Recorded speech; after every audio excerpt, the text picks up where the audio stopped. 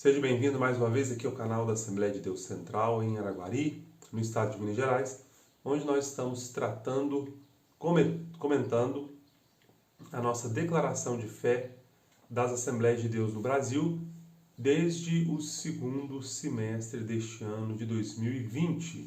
Este é o nosso tema da nossa Escola Bíblica Dominical, estudarmos a nossa declaração de fé que trata das principais doutrinas bíblicas à luz da interpretação desta denominação, à luz da Assembleia de Deus no Brasil, a nossa perspectiva pentecostal sobre os pilares da doutrina bíblica cristã. Nesta ocasião, nós estamos estudando o capítulo de número 18 da nossa declaração de fé. Para você que porventura não tem o exemplar do texto, este é o nosso livro, a Declaração de Fé, e nós estamos no capítulo de número 18, que trata dos 10 mandamentos. Qual é a nossa perspectiva, qual é a nossa interpretação daquele trecho da Bíblia que é conhecido como os 10 mandamentos? Na semana anterior, no capítulo anterior, nós tratamos sobre a lei, a nossa interpretação bíblica sobre a lei. A lei, então, normalmente interpretado este texto, este slogan como sendo os 5 primeiros livros da Bíblia, de autoria de Moisés. Dentro desta porção da lei, nós encontramos então o Decálogo, ou os 10 mandamentos, as 10 palavras, que é o objeto de estudo desta ocasião. Como sempre, a nossa declaração de fé inicia o seu capítulo com a expressão cremos, professamos e ensinamos. E acerca dos 10 mandamentos, nós cremos, professamos e ensinamos que os 10 mandamentos são preceitos dados por Deus a Moisés para orientar a vida de Israel. O Decálogo é constituído de 8 proibições e 2 ordens, que em hebraico recebem a denominação de as 10 palavras. Este nosso capítulo de número 18, da Declaração de Fé, ele está disposto em 7 itens, 7 pontos. E é sobre eles, então, que nós vamos falar. O item de número 1 da Declaração de Fé fala justamente sobre os 10 mandamentos, ou as 10 palavras. Este termo, essa expressão vai aparecer na Bíblia, a depender também da versão da Bíblia utilizada.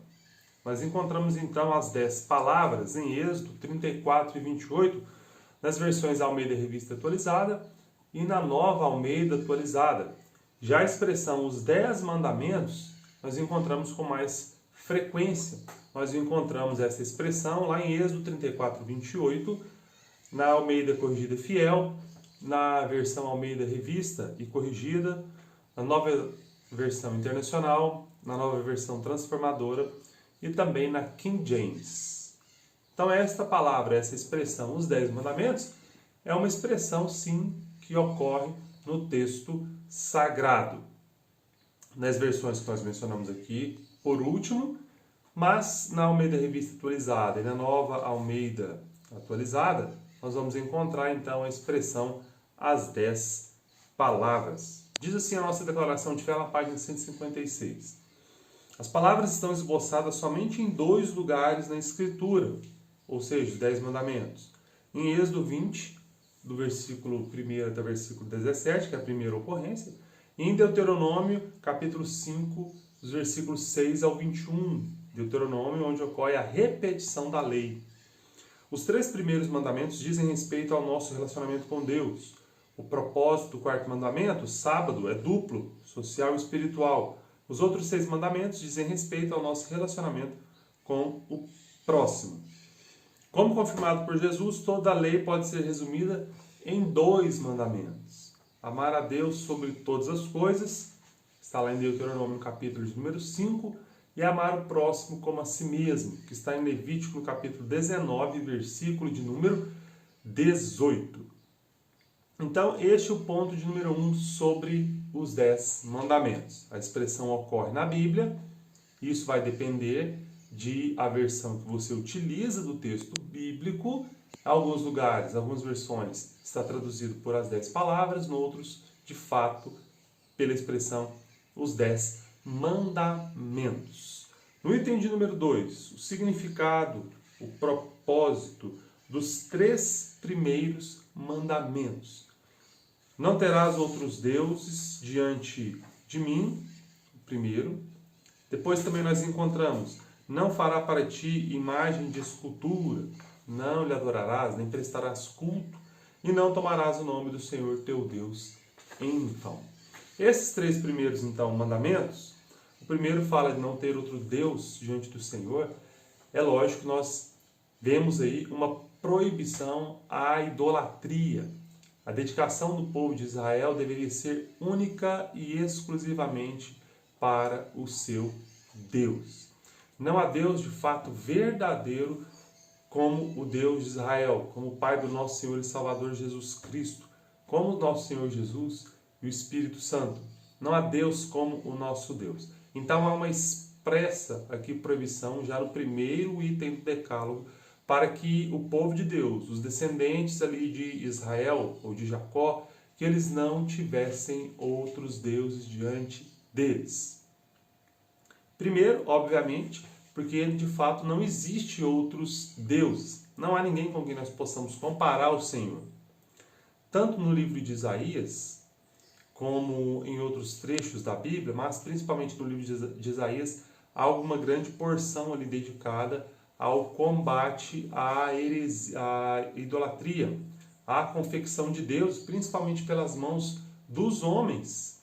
E então, homens cortam do bosque, segundo Isaías, um pedaço de madeira, destinam parte dessa madeira para o fogo, para aquecer-se, e outra parte fazem uma escultura, adornam essa escultura e depois se prostram diante dela falando que é um Deus. Nós vemos em Êxodo 32 também o povo de Israel que caminhava em direção a Canaã, confeccionando para si deuses de ouro, prostrando-se diante do bezerro de ouro e falando que aquele bezerro de ouro, aquele ser inanimado, feito pelas mãos de Arão, é que tinha tirado aquela grande multidão do Egito. Aparentemente o povo tem necessidade de ver, de tocar, de ter um contato físico com aquilo que adora. Mas acerca do nosso Deus, Jesus deixou bem claro que Deus é Espírito e importa que nós o adoremos em Espírito e em verdade. O escritor aos Hebreus nos diz o seguinte, que é necessário que nós creiamos que Deus existe e que Ele é galardoador daqueles que o buscam. Nós não vemos, mas nós nele cremos. Cremos pelas Escrituras, mas principalmente, isso é o que nos faz crer de fato, é o testemunho interno, o testemunho do Espírito Santo em nosso coração. Há uma expressa vedação, então, e que vale também, obviamente, para os nossos dias. Uma repreensão, uma proibição a não ter outros deuses, a não se curvar, a não se prostrar, a não prestar culto a ninguém, a não ser o Senhor, nosso Deus. Em seguida, nós temos também aqui uma proibição de fazer imagens de escultura e não lhe prestar culto. Este mandamento também está atrelado à exclusividade de adorar somente a Deus. Não que seja proibido alguém ter alguma réplica, a alguma cópia, uma obra de arte que reproduza algo que há na natureza, algo que há no nosso dia a dia, algo que foi criado pelo homem, criado por Deus. A proibição aqui está ligada, certamente, está claro isto, a confeccionar uma imagem, a reproduzir algo e prostrar-se diante disso prestando culto. Esta é a proibição, então. Depois, outro item, terceiro mandamento, não tomarás o nome do Senhor teu Deus em vão. O nome de Deus não pode ser usado, não pode ser utilizado para todo e qualquer fim. Nós temos que adorar a Deus. E no Antigo Testamento, durante boa parte do período, do tempo que ele é registrado, os judeus tinham um cuidado extremo em relação a este mandamento, tendo cuidado de não pronunciar o nome de Deus. Aquele tetragrama impronunciável, Iavé ou Yahweh, que depois veio se tornar, então, na forma portuguesada, Jeová. Inicialmente esse nome era de extrema importância para os israelitas e eles cuidavam de não pronunciar o nome de Deus por temer ofender ao Senhor. Hoje em dia, infelizmente, nós vemos que a expressão Deus, a identificação do Senhor, como aparece nas Escrituras, ela é tida na boca de muitos como uma palavra de menor importância. Então, pessoas estão pecando, pessoas estão cometendo crimes, pessoas estão desejando aquilo que é contrário às Escrituras e nos seus desejos, nas suas expressões, estão usando a palavra Deus. Que nós temos mais cuidado em invocar ou em expressar o nome do nosso Deus, que nós façamos isso de fato com o propósito de louvá-lo e de adorá-lo. No item de número 3, sobre o sábado, diz assim a nossa declaração de fé: a guarda do sábado é o único preceito do decálogo não repetido no Novo Testamento para ser observado pelo cristão. Então nós não vemos em parte alguma do Novo Testamento uma ordenança para observância, para que nós pudéssemos observar a guarda do sábado. Guardar o dia de sábado, não fazer dele obra nenhuma, mas descansar e prestar culto, reverência a Deus. Nós não vemos esse mandamento no Novo Testamento. Não há de forma nenhuma uma repetição para que isso se repita. Algumas observâncias que havia ali no Antigo Testamento, elas não são mais repetidas em o Novo Testamento por serem parte da lei cerimonial, daquele trecho da lei de Moisés que nós podemos chamá-la de cerimonial. Como, por exemplo, a circuncisão era um sinal entre Deus, de fato, e os descendentes de Abraão. É algo que foi instituído por Deus. E era necessário que todo macho fosse circuncidado, como confirmação da fé, como confirmação da aliança que Deus havia estabelecido com Abraão e seus descendentes. Em o Novo Testamento, nós vemos que essa ordenança, apesar de ser bíblica, ela era restrita a um período e que agora em Jesus Cristo não há mais necessidade disso. Assim também é o sábado. Era um sinal entre Deus e a nação de Israel, como diz Êxodo 31:13 e Ezequiel capítulo 20, versículo 12. Nós encontramos sim no Novo Testamento acerca da guarda de dias especiais, de festas especiais, ou da observância de um determinado grupo de alimentos restrito, ou que pudessem ser comidos. Nós vemos que isso está ligado à consciência de cada um, nós vemos que isso está ligado à fé de cada um e não é uma determinação do Senhor, que esteja ligada à salvação. Porque há pessoas que, assim como os judaizantes, que perturbavam os gálatas, na região da Galácia, então, querem impor sobre os crentes, sobre as pessoas, alguma nova condição para a salvação, além da fé em Jesus Cristo.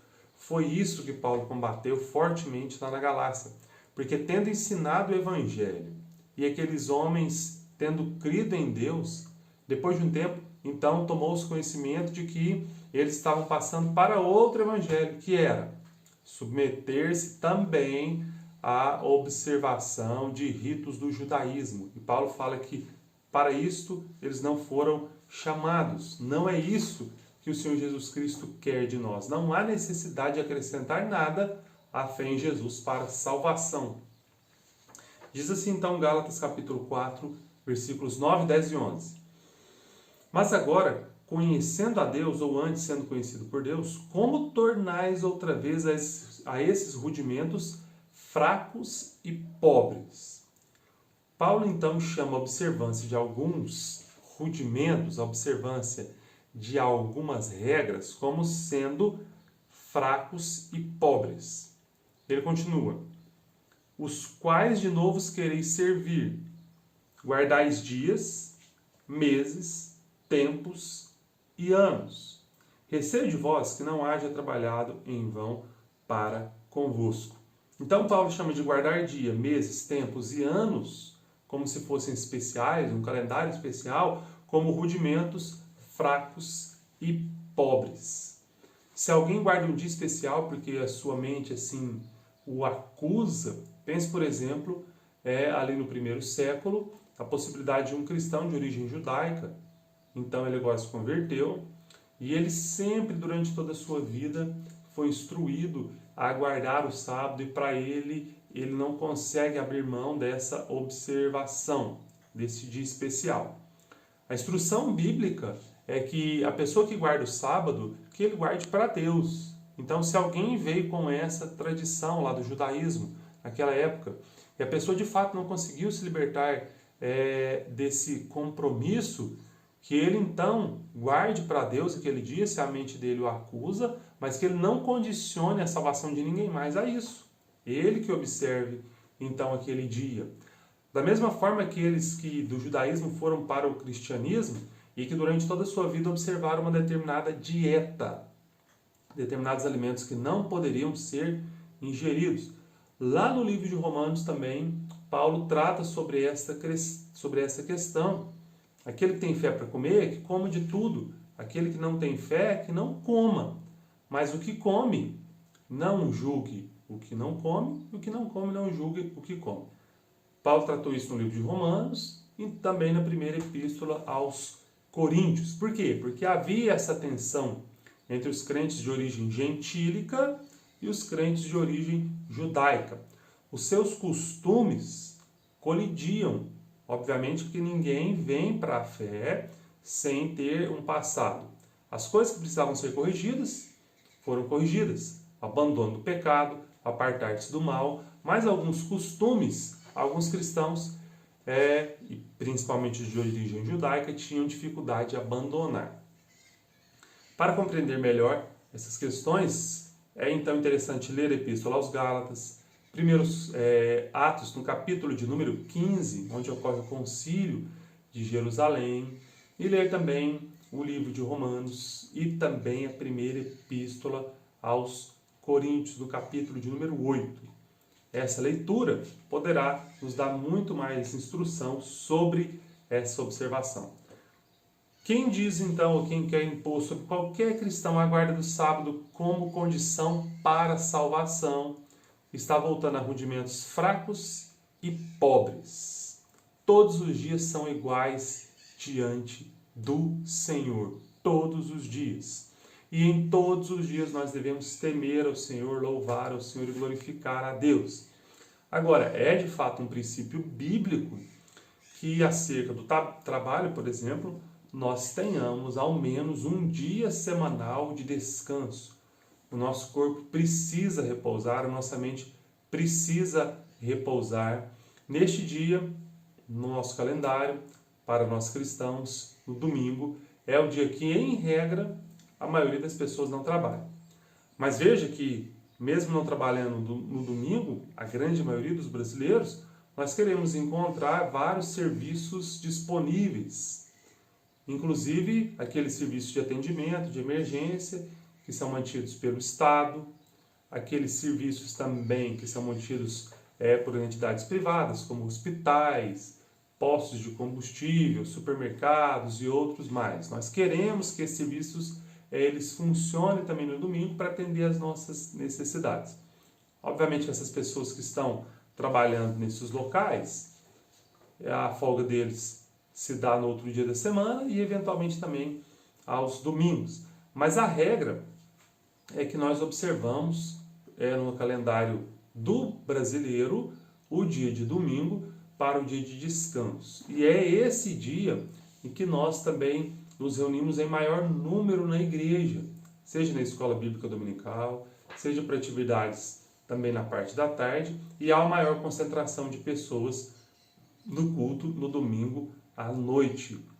É de Deus, procede do Senhor, tem amparo bíblico, essa previsão de que nós devemos descansar um dia da semana. Mas aqueles que não podem fazer, eventualmente alguma semana por força do trabalho, lógico que essas pessoas não pecam contra o Senhor por não guardarem o sábado, não guardarem o domingo, que repousem no outro dia, mas que cumpram as suas obrigações sociais, civis, no seu trabalho, e também com a igreja local, onde essa pessoa serve a Deus. Não podemos impor nenhuma condição para a salvação, além daquela que já está prevista na Bíblia. Romanos 10, 9 e 10, por exemplo, resume isso. É crer no Senhor Jesus Cristo de todo o coração e confessá-lo com os lábios. Basta para que o homem seja salvo.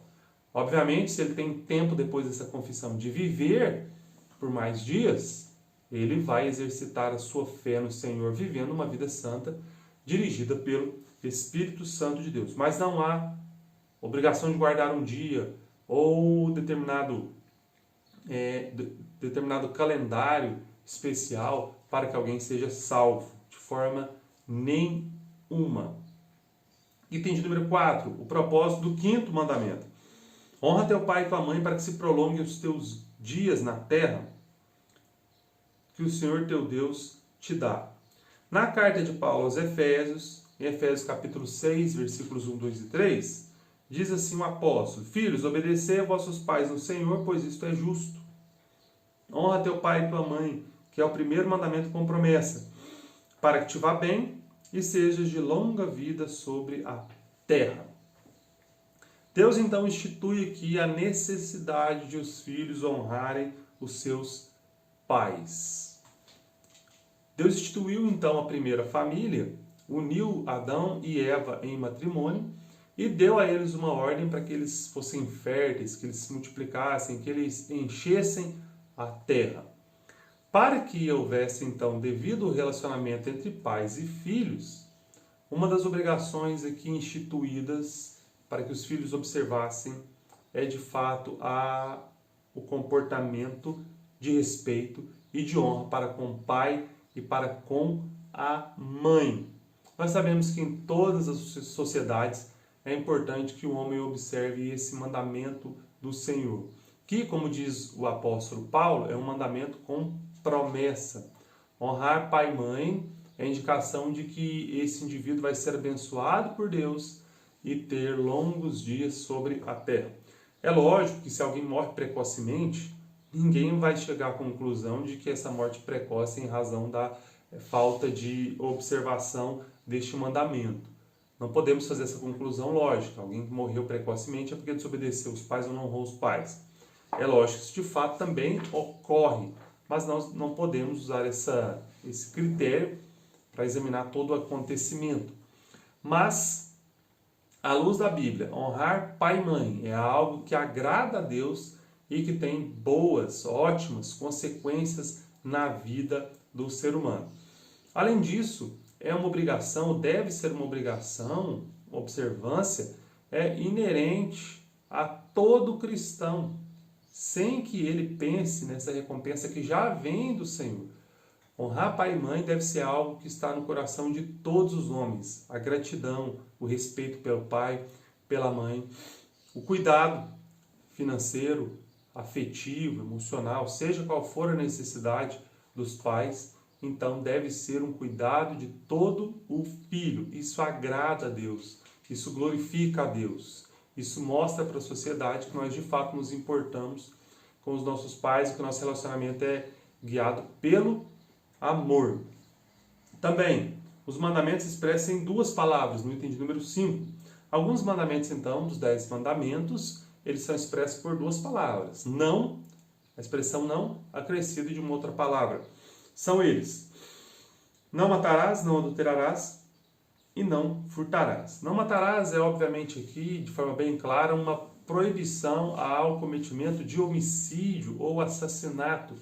É tirar intencionalmente, dolosamente, a vida de um inocente, de alguém com quem a pessoa tinha algum desentendimento, tinha alguma questão não resolvida. Então, de forma traiçoeira, o indivíduo tira a vida de outro.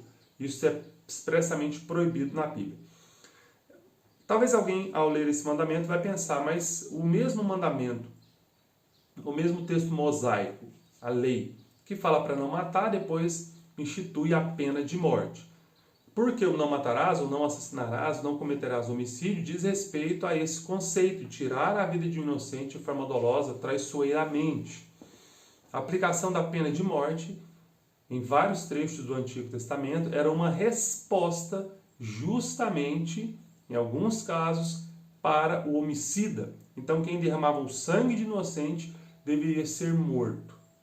Essa era a punição extrema para o homicida, a pena de morte. Mas não está em conflito com o não matarás, que é justamente a proibição de tirar intencionalmente a vida de alguém.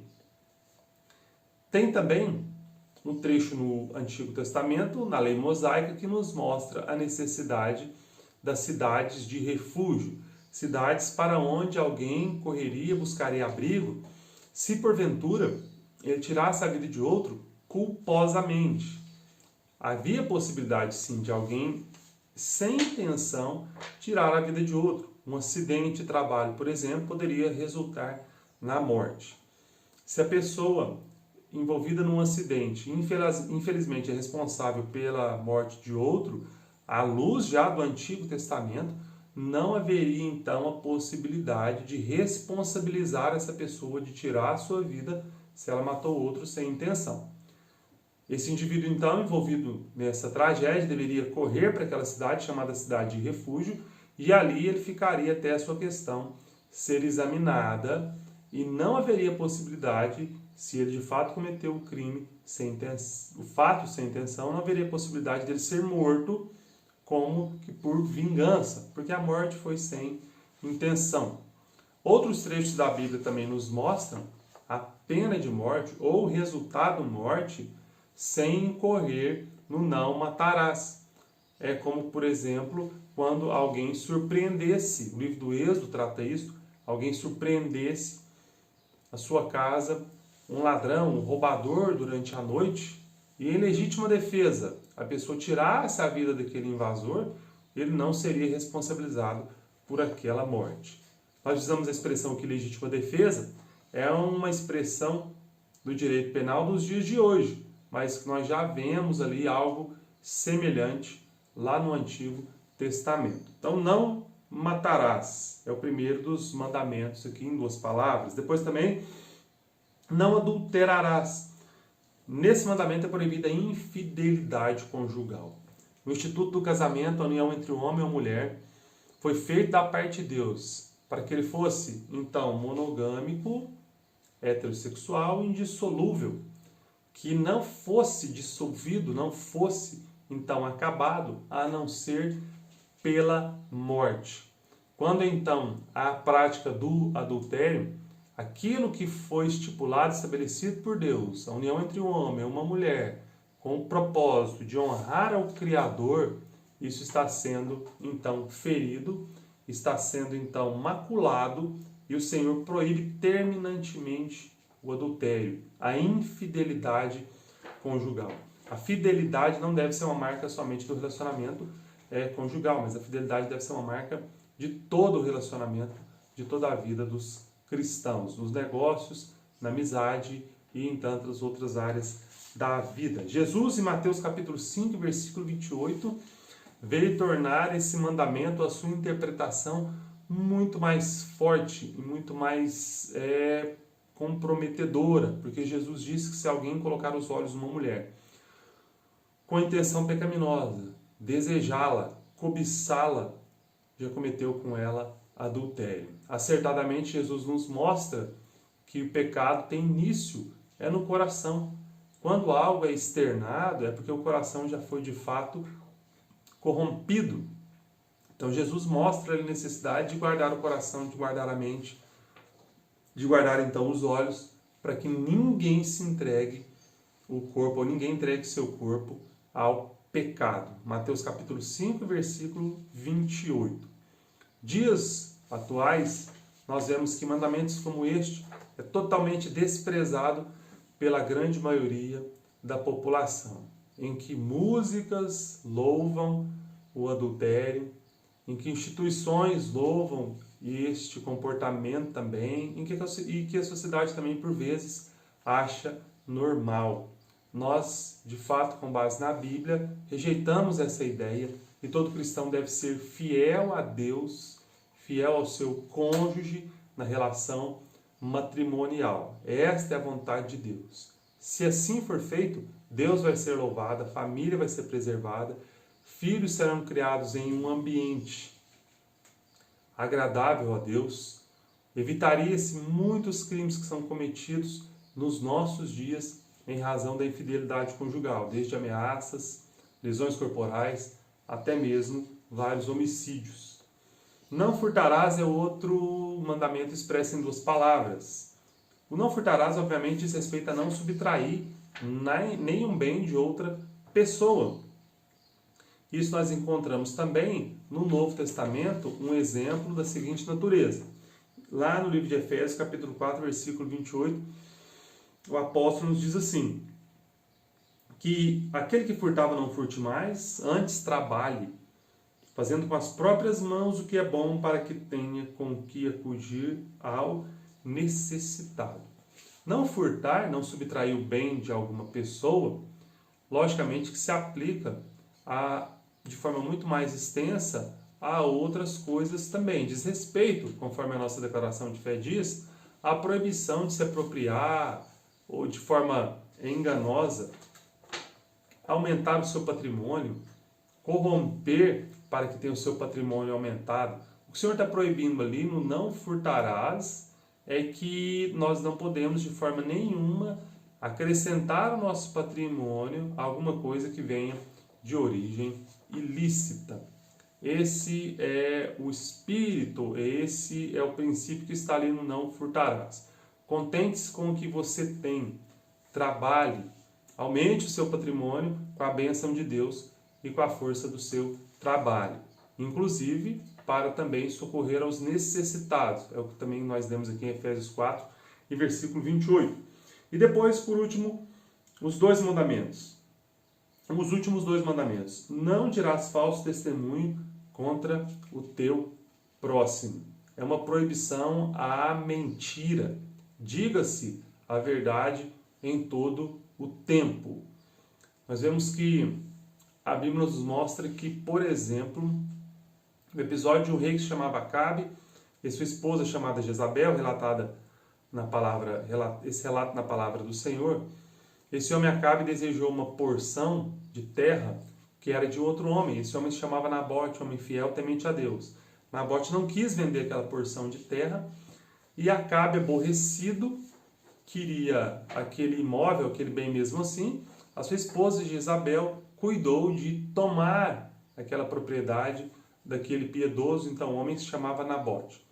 Para isso, ela corrompeu testemunhas. Ela comprou homens que viessem diante dos magistrados, dos julgadores e mentissem acerca do comportamento de Nabote, imputando a ele pecado digno de morte. Não observou, obviamente, aquela rainha, aquela mulher de fato pecadora diante do Senhor, essa proibição, não dirás falso testemunho, o que nesse caso específico levou à morte de um inocente. Por fim, não cobiçarás a casa do teu próximo, não cobiçarás a mulher do teu próximo, nem o seu servo, nem a sua serva, nem o seu boi, nem o seu jumento, nem coisa alguma do seu próximo. É uma condenação, uma vedação expressa à cobiça. Ninguém deve cobiçar nada do outro.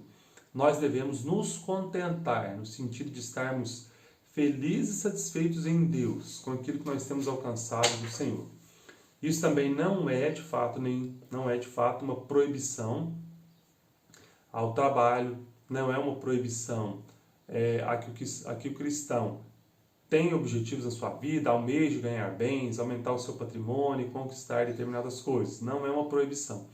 Mas o fato é que nós devemos, tendo entregado a nossa vida a Jesus Cristo, sendo dirigidos pelo Espírito Santo, estarmos felizes todos os dias da nossa vida com aquilo que nós temos alcançado no Senhor. Porque do contrário, nunca haverá fim.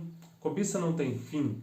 Sempre a pessoa, aquele que cobiça, ele sempre vai enxergar no outro, ele sempre vai enxergar em algum lugar algo que ele não tem e que ele poderia ter. E se esse teu desejo de cobiça de fato for sendo alimentado, não haverá nunca nenhuma forma de saciá-lo, porque a cobiça não conhece limites. Não conhece limites. Seja isso na vida da pessoa que vive em dificuldade financeira, seja isso na vida daquela pessoa que se encontra na classe média, ou até mesmo na vida de um rico. A cobiça não encontra limites. Por isso a palavra do Senhor nos diz, aqui no último item que nós lemos, não cobiçar.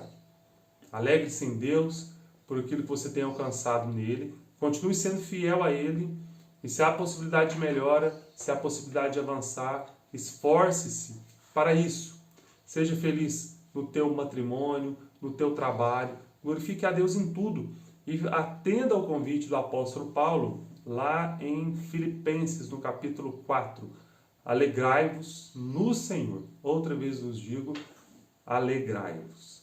Deus possa te abençoar ricamente, em nome de Jesus. Observe os 10 mandamentos. Obviamente, todos os mandamentos foram repetidos no Novo Testamento, com exceção do sábado, o qual nós, de fato, não devemos observar. Mas guarde um dia da semana para descansar, para repousar o teu corpo. Para nós, preferencialmente, nós fazemos no domingo, porque o nosso calendário, assim, nos ajuda e nos sugere, sendo inclusive o domingo, o dia da ressurreição do Senhor, o dia que a igreja reunia-se ali no Novo Testamento, o dia que João teve a visão, lá na ilha de Pátimos, e para nós, de fato, é o dia mais favorável, é o dia em que nós nos reunimos para cultuar a Deus em grande número na casa do Senhor. Observe a palavra de Deus, observe tudo aquilo que a Bíblia diz para nós vivermos uma vida abençoada de fidelidade ao Senhor e dirigida pelo seu Santo Espírito. Observe os mandamentos, observe toda a lei naquilo que são os preceitos morais, observe tudo aquilo que Jesus ensinou, observe tudo aquilo que Jesus ensinou, tudo aquilo que é prescrito no Novo Testamento para vivermos uma vida agradável a Deus. Deus te abençoe ricamente, em nome de Jesus. Amém.